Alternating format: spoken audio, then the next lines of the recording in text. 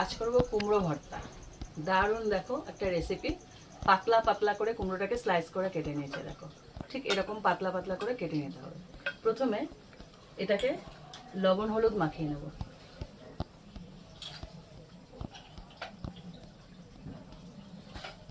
ভালো করে প্রত্যেকটা গায়ে যেন লাগে সেভাবে মাখাতে হবে। তাও বসিয়ে দিলাম, এর মধ্যে দিয়ে দিচ্ছি তেল। কুমড়োগুলোকে ভালো করে প্রথমে ভেজে নেব।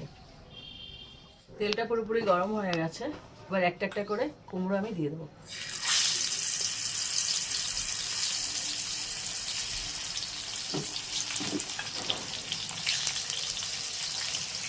কুমড়ো ভাজা যেগুলো হয়ে গেছে সেগুলোকে তুলে নিচ্ছে এক এক করে, আর যেগুলো হয়নি সেগুলো পরে দিলাম, যেগুলো ওগুলো আস্তে আস্তে ভেজে নেব। সমস্তটা ভাজা হয়ে গেছে কুমড়ো। এবার এর মধ্যে এই তেলের মধ্যে দিচ্ছি রসুন আর পেঁয়াজ।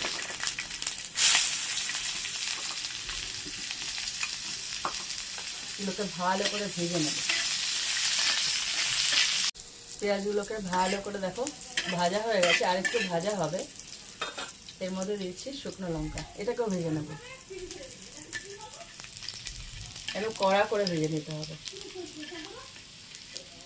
যে শুকনো লঙ্কাগুলো নিয়েছিলাম ওই শুকনো লঙ্কাটা নিয়ে নিলাম। একটু লবণ দেব। এটাকে প্রথমে চটকে নেব।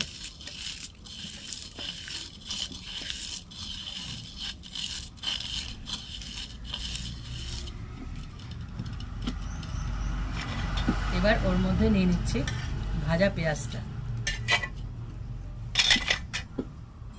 নিয়ে নিচ্ছি ভাজা কুমড়োটা,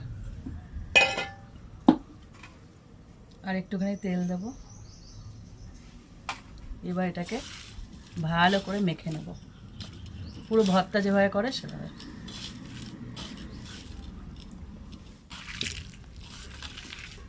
পুরো একদম ভর্তা যাকে বলে, এটা হলো কুমড়ো ভর্তা। পুরো একদম মেখে